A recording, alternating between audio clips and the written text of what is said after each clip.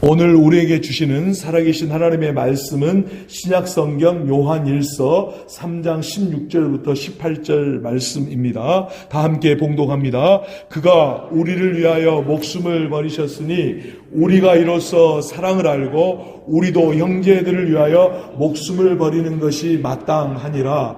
누가 이 세상의 재물을 가지고 형제의 궁핍함을 보고도 도와줄 마음을 닫으면 하나님의 사랑이 어찌 그 속에 거하겠느냐. 자녀들아, 우리가 말과 혀로만 사랑하지 말고 행함과 진실함으로 하자. 아멘.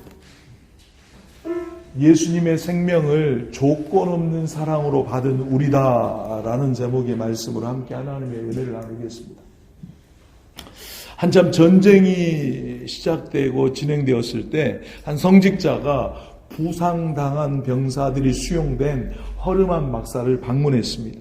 막사는 전쟁 중 부상을 당한 병사들의 신음소리로 아우성이었습니다. 한 손에 성경을 들고 한 손에 부상병의 이마에 손을 얹으며 말을 했습니다. 당신을 위해 기도해 주겠소. 그러자 부상병은 말했습니다. 저는 지금 목이 마릅니다. 물을 좀 주세요. 성직자가 병사에게 물을 먹인 후에 다시 말했습니다. 이제 기도해 드릴까요? 제가 지금 너무 추워요. 담요가 있으면 좀 덮어주세요. 성직자는 자신의 옷을 벗어서 병사를 덮어 주었습니다. 그러자 병사가 성직자를 바라보면서 말했습니다.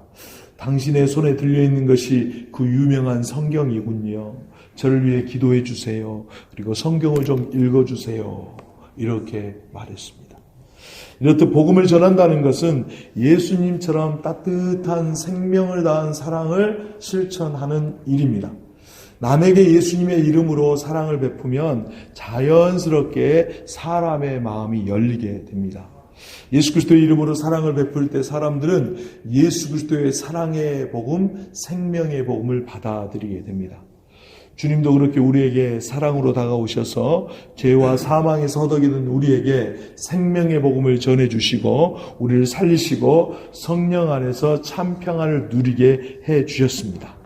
입으로만의 사랑은 아무런 힘이 없습니다. 본문의 배경입니다. 요한은 본장에서 하나님께로서 난 자를 특별히 강조함으로써 우리가 하나님의 자녀인 것을 언급하고 있습니다. 하나님의 자녀들은 행함과 진실함으로 다른 사람들을 사랑해야 된다라고 권면합니다. 본문을 통해 얻을 수 있는 첫 번째 교훈은요, 예수님의 생명을 조건 없는 사랑으로 받은 우리가 다른 이에게 조건 없는 사랑으로 생명을 주는 것 당연하다라는 것입니다. 여기 16절 같이 봉독하겠습니다. 그가 우리를 위하여 목숨을 버리셨으니 우리가 이로써 사랑을 알고 우리도 형제들을 위하여 목숨을 버리는 것이 마땅하니라. 예수님이 우리를 위하여서 조건 없는 사랑으로 생명을 주셨기 때문에 우리가 이것으로 생명을 다한 사랑을 알게 되었고 우리도 형제들을 위하여 목숨을 버리는 것이 마땅하다, 당연하다, 빚을 지고 있으니 갚아야 된다라는 이런 의미입니다. 그런데 이거 절대 쉽지 않습니다. 처음 은혜를 받으면 모든 것이 다 가능한 것처럼 보이지만 은혜가 식어지고 사라지면 더 어려워집니다. 처음 은혜를 받아서 실천해 보았지만 우리가 성숙하지 않으면 좌충우돌하게 되고 그리고 얼마 지나지 않아서 후회하기가 십상입니다.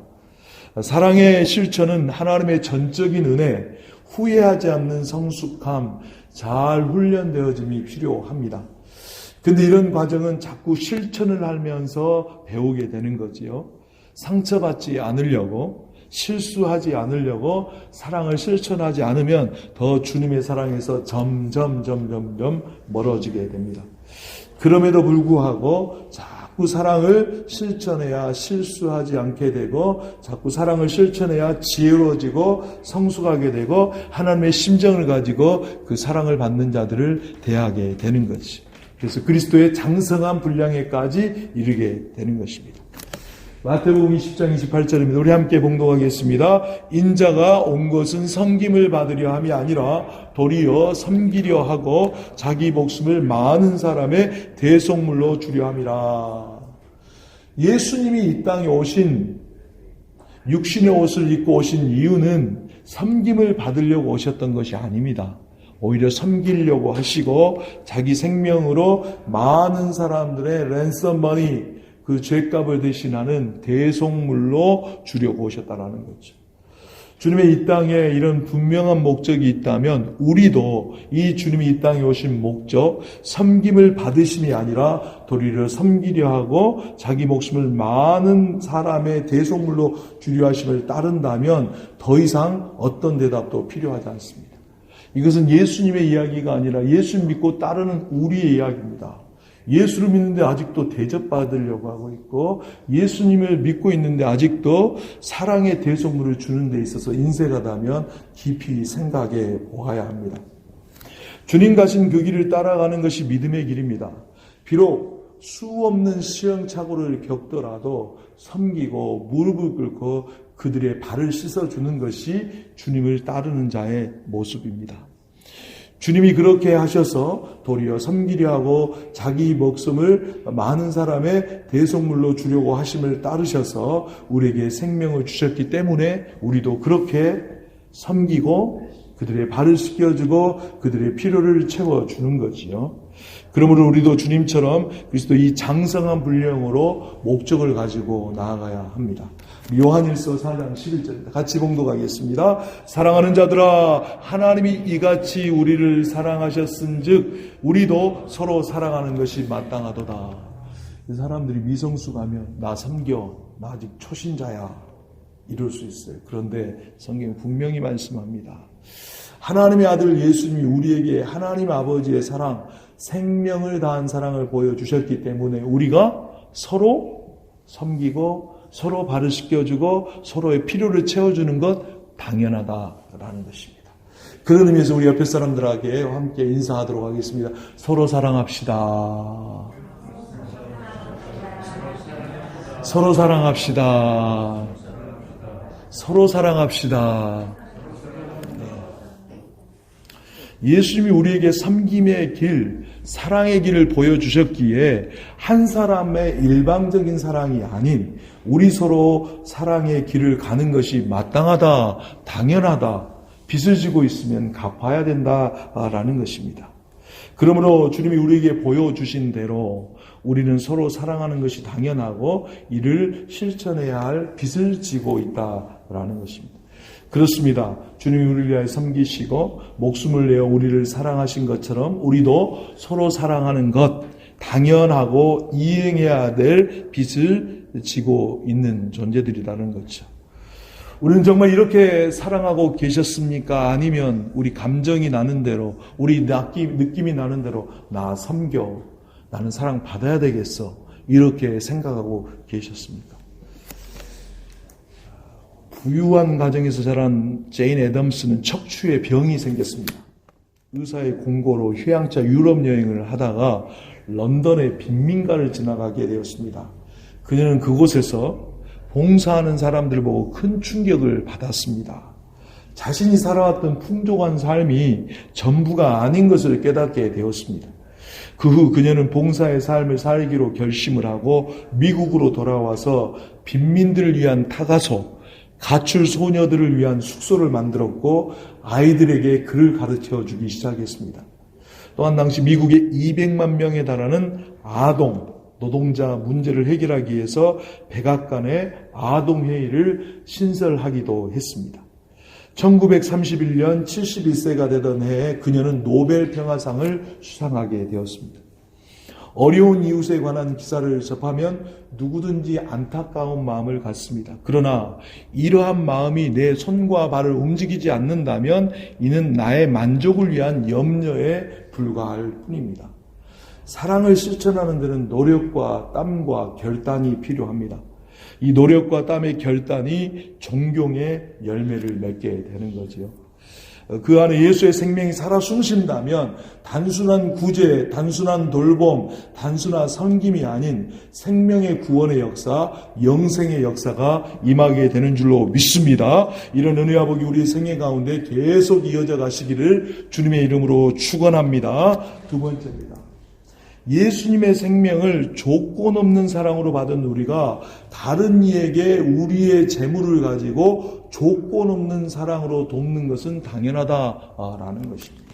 17절 같이 봉독하겠습니다. 누가 이 세상의 재물을 가지고 형제의 궁핍함을 보고도 도와줄 마음을 닫으면 하나님의 사랑이 어찌 그 속에 거하겠느냐. 우리 한번 같이 읽겠습니다. 누가 이 세상의 재물을 가지고 형제의 궁핍함을 보고도 도와줄 마음을 닫으면 하나님의 사랑이 어찌 그 속에 거하겠느냐. 요한은 우리에게 질문하고 있습니다. 하나님의 사랑이 있다면 이 세상의 재물을 가지고 있으면서 형제의 궁핍함, 크레이아, 필요가 있고 소용이 있는 그것을 보고 도와줄 마음을 닫아버리면 close, 클레이오 닫아버리면 하늘이 비를 내리지 않게 하고 동정심이 없이 하늘의 입구를 어찌 막을 수 있겠냐는 겁니다. 이건 단순한 돕는 것이 아니라 하늘의 비를 내리지 않게 하는 일뿐만이 아니라 동정심이 없이 하늘의 입구를 막는 행위가 이것이다라는 거예요. 하나님의 사랑이 있다면 재물이 있는데 다른 이들의 필요와 소용을 보고 도와줄 마음을 닫아버리면 하늘 입구를 닫아버리는 것과 같다는 것입니다. 하나님의 사랑을 가진 자라고 할 수가 없다는 오히려 질문하고 있는 반어법적인 말씀입니다. 하나님의 사랑이 있다면 자신의 재물로 다른 사람들의 필요와 소용을 하나님의 사랑으로 도와서 하늘 문을 열어주는 것이 믿는 자의 모습이다라는 거지. 우리는 어떻습니까? 우리는 우리가 가진 재물을 가지고 어려움에 처한 이웃의 필요와 소용이 있는 자를 당연히 돕고 있습니까? 아니면 나도 모르게 무의식적으로 하늘 문을 닫고 있습니까? 그래서 나와 나의 가족만 생각하고 있습니까? 요즘 이런 말에 별로 반응하지 않는 것 같습니다. 예, 노블리스 오블레제라는 말이 있는데요. 이거는 귀족, 지도층의 의무라는 거죠. 노블 오블리게이션이라는 영어의 뜻이지요. 귀족 지도층이라면 당연히 가진 자로서 어려운 자들에 대한 긍휼이 있어야 된다라는 그런 프랑스 말인데요. 근데 이런 일이 이루어지고 있는가? 아니면 나와 나의 가족만을 보고 있는가? 그 다음에 요즘 또 모랄 해제도 도덕적 해이가 아주 상당한 심각한 수준입니다. 나만 나의 가족만 생각하기 때문에 자기 나라의 오염수를 이웃 나라를 생각하지 않고 방류하여서 인근 나라의 어민들의 생활을 마비시키고 지구 생태계를 파괴하는 일을 아무런 죄의식 없이 행하는 그런 악한 세상에서 살아가고 있습니다. 그런 사람들에게 이웃의 궁핍, 이웃의 고통이 눈에 귀에 생존권을 위협하고 몇 세대에 걸쳐서 많은 사람들이 기형아로 태어나는 것, 그런 것들이 눈에 보이고 귀에 들릴까요? 정말 그들의 눈에 이웃의 고통과 괴로움이 보인다면 절대 상식을 벗어난 사랑 없는 행위를 하지 않을 것입니다. 모든 일을 죽음의 공포로 몰아넣지는 않을 것입니다.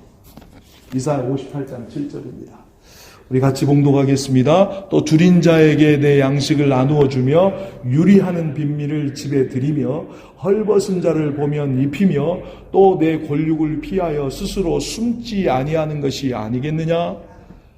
주님이 주신 선한 양심으로 배고픈 자에게 양식을 주고 방황하는 어려운 자를 집에 들이고 헐벗은 자에게 옷을 입히며 이런 자를 피하지 않는 자에게 주님은 너무 크신 은혜를 주신다는 겁니다. 당연히 선한 양심을 가진 자라면 하는 행동에, 당연히 예수 생명으로 구원 얻은 자가 하는 행동에 주님은 너무나도 크신 은혜를 줍니다. 선한 양심만 가지고 있어도 이런 행동을 한다는 거죠. 그런데 예수 생명을 구원 얻은 자가 하는 그 당연한 행동에 주님은 어떤 크신 은혜를 베푸시는가?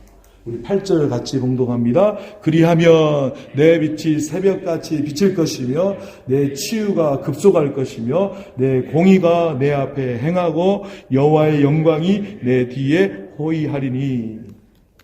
빛이 새벽같이 임합니다. 치유가 급속히 일어나고 있어요. 우리가 뭔가 기도 제목 안에 우리의 삶 가운데 치유가 더디다면 앞의 말씀을 한번 확인해 볼 필요가 있어요. 줄인 자에게 양식을 주지는 않았는지, 유리하는 빈문을 내버려 두지는 않았는지, 헐벗은 자를 보면서 그냥 외면하지는 않았는지, 내 권력을 피하여 스스로 도와야 되는데 가족조차도 외면하지는 않았는지 한번 살펴볼 필요가 있는 것이죠. 내 치유가 급속할 것이며 내 공의가 내 앞에 행하고 여호와의 영광이 내 뒤에 호위된다라는 겁니다. 빛이 새벽같이 임합니다. 치유가 굉장히 빠른 속도로 임합니다. 공의가 우리 앞에서 이끌어갑니다. 여호와의 영광이 우리 뒤에서 비춰준다는 겁니다. 하나님의 진리가 그대로 가고 여호와의 영광이 우리를 따라오게 된다는 겁니다. 이거 너무 큰 은혜 아닌가요? 예수 생명 얻은 자로서 세상 사람들도 선한 양심을 가진 자라면 하는 당연한 마땅한 행위인데도 이런 은혜를 베풀어 주신다는 거예요. 정말 하나님 앞에서 이런 말씀을 받는다는 게 황송할 뿐이지요. 그것만이 아닙니다. 하나님 앞에서 이렇게 어렵고 힘들고 지치고 낙심하고 실망당한 자들 도와주면은요. 9절 상반절입니다. 같이 봉독하겠습니다.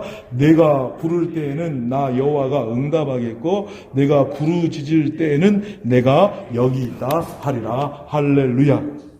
위에 그런 은혜만이 아니라 우리가 부르면 응답하시고 우리가 부르짖으면 멀리 계신 것이 아니라 우리와 같이 계신다는 겁니다. 기도 응답 임마누엘의 복이 임한다라는 것입니다.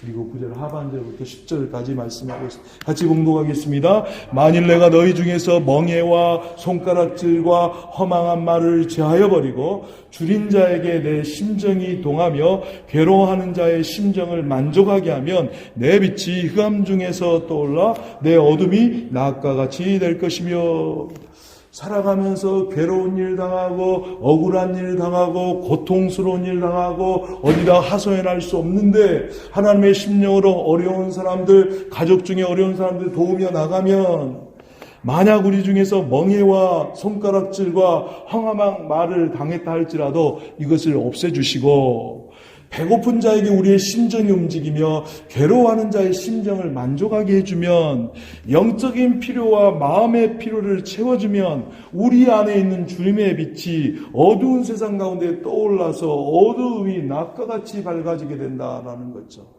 이 땅에 마음의 천국이 이루어지고 가정의 천국이 이루어지고 교회의 천국이 이루어지고 이 땅에 지상의 낙원이 이루어지게 된다라는 것입니다. 그렇습니다. 어려운 이의 삶의 필요를 채워주면 기도응답, 임마누엘의 복이 영적 필요, 마음의 필요를 채워주면 우리의 마음의 즐거움이 환하게 비춰와서 근심, 걱정, 염려가 다 사라지게 된다라는 겁니다. 선한 양심을 가진 자라면 누구나 당연하게 하는 행동인데도 믿는 자가 이런 일을 하면 기도응답, 임마누엘의 복, 마음의 즐거움이 임한다고 하니 어찌 우리가 예수님으로부터 생명을 받은 우리가 가만히 앉아서 다른 이의 삶의 필요와 영적인 필요, 가족의 필요까지도 애써 외면할 수 있겠습니까? 그것만이 아닙니다. 히브리서 3장 16절입니다. 우리 같이 봉독하겠습니다. 오직 선을 행함과 서로 나누어지기를 잊지 말라. 하나님은 이 같은 제사를 기뻐하시느니라. 그렇습니다. 선을 행하는데 어떻게 하라고요? 서로 나누어지라. 받으라가 아니에요. 서로 사랑하라. 그 다음에 서로 나누라. 우리 한번 두 마디 같이 하도록 하겠습니다. 서로 사랑하고 서로 나눕시다. 인사하도록 하겠습니다. 서로 사랑하고 서로 나눕시다. 할렐루야. 양의 많고 적음이 아닙니다. 주님의 심장을 가지고 하는 거죠. 서로 사랑하고 서로 나누는 거예요. 이게 진짜 예배라는 겁니다. 하나님 앞에서 마음을 열고 내 이웃만이 아니라 내 가족에 있어 어려운 사람들이 있다면 나는 받아야 되는 존재야. 이게 아니라 서로 사랑하고 그 사랑에 대해서 서로 같이 나누는 거예요. 하나님께서 선을 행하고 서로 나누어주는 일을 이것을 기뻐하신다는 예배에 말씀하고 있어요. 우리에게 생명 주신 분을 경배하는 일, 이를 기뻐하신다는데 어찌 우리가 가만히 앉아있을 수가 있겠습니까? 일제강점기 때 한 젊은이가 의대 입학시험을 보면서 하나님께 이런 약속을 했습니다. 이 학교에 입학시켜 주신다면 평생 불우하고 가난한 사람들을 위해 몸을 바치겠습니다. 졸업후에 젊은이는 당시 가장 뛰어난 수술 실력을 소유한 백인재 박사 밑에서 수련을 받았습니다. 그리고 이후 자신의 약속대로 가난하고 병든 이웃을 위해 무료 진료소인 복음병원을 개설해서 영세민 의료 구호 사업에 전생애를 바쳤습니다. 지금도 어려울 때 한국이 이렇게 의료가 세계에서 가장 으뜸이 될 수 있었던 것은 이분이 마련한 의료보험 때문에 이루어진 거죠. 29세 나이에 박사학위를 받은 수재이기도 했던 이분은 정작 집 한 채 없이 오직 주님만을 의지하고 가난한 사람들을 위해서 병원의 옥탑방에서 평생 홀로 외로이 봉사하시다 돌아가셨습니다. 이분이 바로 한국의 슈바이처라 불리다가 하나님의 부르심을 받은 장기려 박사입니다. 많은 사람들이 하나님의 이름을 높이고자 때로는 입술로, 때로는 행함으로 하나님의 이름을 높이는 것은 온전한 예배가 아닙니다. 생활 속에서 구체적으로 실천하는 것이 정말 온전하게 살아있는 하나님이 기뻐 받으시는 예배입니다. 세상의 모든 그리스도인들이 장기려 박사 같은 마음으로 살아간다면 하나님의 이름이 온 땅에 울려 퍼지고 하나님의 영광을 받으실 것입니다. 세상 속에서 하나님의 말씀을 벌써 실천함으로써 하나님께 영광이 되고 우리에게 은혜가 되는 살아있는 사랑의 실천자, 온전한 살아있는 예배자들이 되시기를 주님의 이름으로 축원합니다. 마지막 세 번째입니다. 예수님의 생명을 조건 없는 사랑으로 받은 우리는 말과 혀가 아니라 행함과 진실함으로 사랑해야 된다라고 말씀합니다. 왜 그랬을까요? 위의 말씀 두 가지가 말과 혀로만 할 수 있다는 겁니다. 생명을 주는 일, 가난한 사람을 돕는 일, 말과 혀로 할 수 있어요. 그래서 마지막 옷깃을 여미듯이 마무리를 지어주고 있어요. 18절 같이 공동합니다. 자녀들아, 우리가 말과 혀로만 사랑하지 말고 행함과 진실함으로 하자. 우리가 주님의 자녀라면 말과 혀로만 사랑하는 것이 아니라는 것입니다. 다른 것이 아닌 행함, 엘고, 노력이 필요하다는 겁니다. 한 번 하고 말고 감정이 일어나면 말고 이게 아니라는 겁니다. 행함, 노력이 필요하고 진실함, 알레테이아, 인트루스라고 그럽니다. 기준이 다 상대적일 수 있어요. 형편 따라갈 수 있어요. 그러지 말고 사랑을 하는데 어떻게 사랑하냐면 행함을 하는데 doing을 하는데 인트루스예요. 진리 안에서 말씀 안에서 그 기준을 가지고 행하라라는 것입니다. 하나님의 자녀라면 다른 일을 사랑함에 있어서 형식이나 습관, 말로 사랑한다, 그저 살짝 외면하면서 양심의 가책만 면하라는 것이 아니라 노력, 사랑의 수고가 있어야 되는데 진리의 말씀 안에서 날마다 하나님의 말씀의 거울 앞에 비추어보면서 사랑을 하라라는 것입니다. 이렇게 행함과 진실함으로 사랑하고 있는지, 사랑하는 사람들에게 사랑의 수고를 진리 안에서 아끼지 않고 행하고 있는지, 아니면 사랑할 수 없는 사람이기에 형식적으로 살짝 말과 혀로만 사랑한다라고 고백하고 있지는 않는지, 아니 아예 그것조차도 하고 있지는 않는지 우리 자신을 살펴봐야 될 것입니다. 말과 혀로만 하는 예가 잘 나와 있는 것이 야고보서 2장 15절부터 16절입니다. 만일 형제나 자매가 헐벗고 일용할 양식이 없는데 너희 중에 누구든지 그에게 이르되 평안히 가라, 덥게 하라, 배부르게 하라 하며 그 몸에 쓸 것을 주지 아니하면 무슨 유익이 있으리요. 대표적으로 말과 혀로만 하는 거예요. 형제 자매가 헐벗고 먹을 게 없어요. 근데 그 형제에게 잘 가, 뜻있게 살아야지, 배부르게 살아, 말로. 그러면서 그 몸에 쓸 것을 주지 않으면 무슨 유익이 있겠느냐라고 질문하고 있습니다. 헐벗고 일용할 양식이 없는 그들에게 아무런 도움도 주지 않고 잘 가, 따뜻하게 지내야지, 밥은 잘 먹고 있어, 이렇게 말로 하면 그것이 위선이지 그것을 어찌 사랑이라고 할 수 있겠느냐는 것입니다. 혹시 우리가 그렇게 하고 있지 않는지 한번 돌아봐야 됩니다. 베드로전서 1장 22절입니다. 우리 같이 봉독하겠습니다. 너희가 진리를 순종함으로 너희 영혼을 깨끗하게 하여 거짓이 없이 형제 사랑하기에 이르렀으니 마음으로 뜨겁게 서로 사랑하라. 계속 서로라는 말이 나오고 있어요. 아직 형식적인 사랑 하나에 거한다면 베드로전서의 말씀처럼 하나님의 진리예요. 자칫 우리가 돕는 것이 내 의를 드러나게 되는 거, 인사 안 한다, 감사할 줄 모른다, 이 말은 왜 그러냐 그러면 본전 생각나는 거죠. 내 의예요. 하나님 앞에 하면 잊어버리는 겁니다. 하나님의 진리를 순종하면 우리 영혼을 깨끗하게 하면 구원받은 것만으로 대체 충분한 거예요. 그래서 이렇게 섬길 수 있음에 감사하게 되는 거죠. 하나님의 진리에 순종함으로 거룩하게 돼서 거짓이 없어지는 거예요. 그래서 형제를 사랑하는데 그냥 사랑하는 것이 아니라 마음으로 뜨겁게 서로 사랑한다. 주는 자나 받는 자나 뜨겁게 뜨거운 주님의 눈물로 사랑하게 된다는 겁니다. 이것이 바로 예수님의 생명을 받은 자로서 말과 혀가 아니라 행함과 진실함으로 사랑하는 거예요.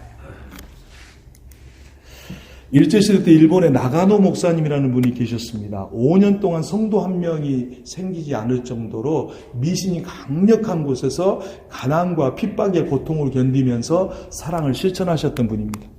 어찌나 사랑이 많은 분이셨던지 차츰 목사님의 아름다운 삶이 알려지기를 시작했는데 하루는 나가노 목사님 집에 결핵에 걸려 죽을 날만 기다리던 가난한 신학생 한 명이 찾아왔습니다. 결핵에 걸리면 죽어야 했던 시절이었고 가난한 살림살이와 아이들이 전염될지도 모를 위험이 있었음에도 불구하고 시도 때도 없이 피를 토하는 이 신학생을 나가노 목사님은 가족으로 받아들여서 지극한 사랑으로 돌보셨습니다. 이때 신학생은 나가노 목사님을 통해서 신앙은 곧 사랑이다. 그리고 사랑은 말이 아니라 실천하는 것이다. 신앙은 사랑이다. 사랑은 말이 아니라 실천하는 것이다.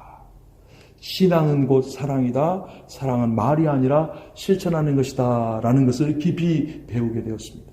그래서 어차피 죽을 거라면 자신도 사랑을 실천하다가 죽기로 결심해서 이 신학생은 빈민구를 찾아가게 됩니다. 그리고 살기 위해서가 아니라 자신의 생명을 던지는 심정으로 가난한 사람들을 돌봅니다. 그런데 놀랍게도 그의 병이 낫습니다. 다른 사람 같았으면 병이 나았기에 빈민구를 떠났을 것입니다. 그러나 자신이 죽을 고비에 처해 있을 때 그리스도의 참사랑을 보여준 나가노 목사님의 삶에 따라서 빈민구를 떠나지 않고 계속해서 살아갔습니다. 이 신학생이 바로 훗날 20세기의 3대 성자 중에 한 사람, 슈바이처 박사, 인도의 간디, 그리고 마지막 한 사람으로서 20세기 성자라고 불리게 되는 가가와 목사님이십니다. 이분의 이 모습을 보고 우리나라에도 손양훈 목사님이 그대로 애양원에서 이 모습을 그대로 따라 하신 거지요. 패전 후 많은 일본인들이 피살되었습니다. 그럼에도 일본군에 의한 피해가 가장 컸던 중국 거주 200만 명의 일본인들은 오히려 무사히 아무런 해코지를 당하지 아니하고 돌아올 수가 있었습니다. 더 중요했던 것은 일본을 분할시키려고 했던 연합군의 당초 계획이 취소되어 버렸습니다. 평소 가가 목사님의 삶을 깊이 존경하고 있던 중국의 장개석 총통이 오직 이 가가와 목사라는 일본인 한 명 때문에 200만 명의 일본인들을 무사히 조국으로 돌려보냈고 일본 분할에 적극 반대함으로써 이루어진 결과였습니다. 장개석 총통은 일본인들은 내 민족의 원수다. 그러나 우리 민족을 위해서 지금도 뜨겁게 눈물을 흘리며 기도하고 있을 가가와를 생각할 때 나는 그들을 미워할 수만은 없었다라고 이렇게 수레하였습니다. 가가와 목사님이 위대했던 것은 자신이 받았던 사랑을 남에게 더 크게 갚았던 사랑의 실천을 했던 거죠. 받고 머물렀던 것이 아니라 더 크게 사랑을 실천했던 거죠. 가가 목사님은 이렇게 말하곤 했습니다. 신앙은 사랑이다. 사랑은 실천이다. 사랑은 뒤치다거리를 하는 것이다. 이렇게 말을 했어요. 신앙은 사랑이다. 사랑은 실천이다. 사랑은 뒤치다거리를 하는 것이다. 여러분, 우리는 반드시 기억해야 됩니다. 신앙은 사랑의 실천이며 사랑은 언제나 이웃의 뒤치다거리를 기꺼이 감당하는 경건의 삶입니다. 서로 사랑하는 거예요. 우리 한번 따라서 해볼까요? 신앙은 사랑입니다. 사랑은 실천입니다. 옆에 사람 보면서 인사하도록 하겠습니다. 사랑은 뒤치다거리입니다. 서로 사랑하는 거예요. 남의 허물을 덮어주고 그 사람의 뒤치다거리 해주는 거예요. 혼자 일방적으로 받는 거 아닙니다. 더 크게 하는 거예요. 이런 은혜와 복이 그래서 그냥 그 한 사람의 뒤치다거리가 아니라 많은 조국의 사람들을 살리고 조국의 운명을 바꾸는 것처럼 여러분 신앙은 사랑이고 사랑은 실천인데 다른 사람 뒤치다거리 잘 해주심으로 여러분의 인생과 여러분의 가문의 운명이 바뀌어지는 놀라운 역사가 일어나기를 주님의 이름으로 축원합니다. 결론입니다. 예수님의 생명을 조건 없는 사랑으로 받은 우리가 다른 이에게 조건 없는 사랑으로 생명을 주는 것은 당연하다는 겁니다. 빚을 갚는 거라는 거예요. 16절을 같이 공독하겠습니다. 그가 우리를 위하여 목숨을 버리셨으니 우리가 이로써 사랑을 알고 우리도 형제들을 위하여 목숨을 버리는 것이 마땅하니라. 이 당연한 일, 빚진 일을 잘 갚으심으로 하나님께 영광 돌려드리는 모두가 되시기를 주님의 이름으로 축원합니다. 두 번째입니다. 예수님의 생명을 조건 없는 사랑으로 받은 우리가 다른 이에게 재물을 가지고 조건 없는 사랑으로 돕는 것도 당연하다는 겁니다. 17절 같이 공독하겠습니다. 누가 이 세상의 재물을 가지고 형제의 궁핍함을 보고도 도와줄 마음을 닫으면 하나님의 사랑이 어찌 그 속에 거하겠느냐. 생명만이 아니지요. 우리가 목숨처럼 귀하게 여기는 재물을 가지고 다른 일을 돕는 거 빚 갚는 일이라는 겁니다. 예수님께 빚 갚는 일이라는 거예요. 자, 그래서요 사람들이 힘들어하죠. 예수님의 생명을 조건 없는 사랑을 받은 우리는 말과 혀로만 할 수 있다는 것 위에 두 가지가 그래서 행함과 진실함으로 사랑하라 라고 마지막 권면하고 있습니다. 18절 같이 공독하겠습니다. 자녀들아 우리가 말과 혀로만 사랑하지 말고 행함과 진실함으로 하자. 그리스도 참사랑을 행함과 진실함으로 이루셔서 하나님께 영광을 돌리시고 여러분의 인생의 판도가 여러분의 가정의 인생의 판도가 바뀌어지는 놀라운 역사가 임하기를 주님의 이름으로 축원합니다. 이 시간 합심에 기도하는 시간 갖도록 하겠습니다. 한 영혼을 위하여 몸을 버리고 물질을 들여 진실함으로 사랑을 실천하는 우리 모두 되게 도와달라고. 그렇게 하지 못했고 말과 혀로만 했던 우리의 모든 모습들 주님 용서하시고 선한 양심으로 선한 능력으로 진리 안에서 사랑을 실천하는 우리 모두가 되게 도와달라고 합심해서 기도하도록 하겠습니다. 같이 기도하겠습니다. 할렐루야. 좋으신 하나님 아버지, 웬 은혜인지 웬 사랑인지 죽어도 영 죽고 골백번 수만 번 죽을 저희들이지만 주님의 은혜로 다시 깨우쳐 주십니다. 거저 받은 사랑, 거저 생명도 주고 거저 물질도 주는 그런 사랑을 하라고 말씀하십니다. 서로 사랑하라고 말씀하십니다. 그러나 우리는 말과 혀로만으로 아버지 목숨도 주기 싫고 아버지 재물은 더더욱 주기 싫고 그래서 말과 혀로만 적당한 선에서 뜨겁게 피차 사랑하지 못하였던 위선자임을 고백합니다. 하나님 아버지, 정말 우리는 사랑만 받으려고 했고 사랑을 요구했고 강요했습니다. 그러나 주님, 우리 주님 그저 사랑하셨고 그 사랑을 안 사람들 더 큰 사랑으로 나아갔습니다. 주님, 받는 자가 되지 않게 해주시고 주는 자가 받는 것보다 복되다 하였사오니 우리 주님 사랑 그 하나만으로 충분하기에 아버지 서로 사랑하며 아버지 하나님 그 사랑이 진실한 사랑이 뜨거운 사랑이 나만이 아니라 하나님께는 영광이고 우리가 알지 못하는 크고 은밀한 일들이 이루어지는 것들을 간증하며 고백하며 우리는 사랑하였는데 조건부의 사랑이었는데 하나님 조건 없는 사랑이 우리에게 부어졌는데 여전히 조건 있는 사랑이었지만 아버지 하나님 조건 없는 사랑으로 우리에게 풍성히 채워주시고 측량할 수 없이 채우시는 주님의 은혜를 나만이 아니라 우리의 가정 안에 온전히 이루어지고 우리의 교회 안에 지역과 민족 안에 흘러차고 넘쳐서 이곳이 곧 하나님의 사랑이고 아버지 사랑의 실천이고 다른 사람들의 뒤치다거리를 하면서 나아갈 때 하나님의 놀라운 은혜와 복이 임하는 놀라운 역사가 우리 가운데 임할 수 있도록 도와주옵소서. 하나님 아버지, 주님 앞에서 우리의 삶을 생각해 보니 철저히 이중적이고 위선적이었습니다. 주님과 아무런 상관없는 신앙생활 했습니다. 생명의 희생도 물질의 헌신도 진실함이 없는 열매가 없는 잎만 무성한 가지 같았습니다. 사랑 없는 저희들을 용서하여 주옵소서. 그럼에도 불구하고 우리를 사랑하셔서 생명과 희생, 진실함으로 한 영혼을 섬기는 주님의 참 모습, 사랑을 보여주시니 감사드립니다. 우리도 이제 주님의 모습을 따르게 하여 주옵소서. 생명 다해 온 정성 다해 진실함으로 한 영혼 한 영혼을 우리 주님이 그렇게 하신 것처럼 뒤치다거리 잘하게 하여 주옵소서. 그렇게 우리가 구원받은 것처럼 다른 이들을 구원하는 은혜의 역사, 사랑의 역사 임하게 하여 주옵소서. 이런 축복이 우리 모두에게 임하게 하여 주옵소서. 크신 은혜를 베풀어 주옵소서. 우리를 사랑하셔서 한 영혼을 천하보다 귀히 여기시고 십자가에 죽으시고 우리를 살려주신 우리 주 예수 그리스도 이름으로 감사하며 기도드리옵나이다. 아멘.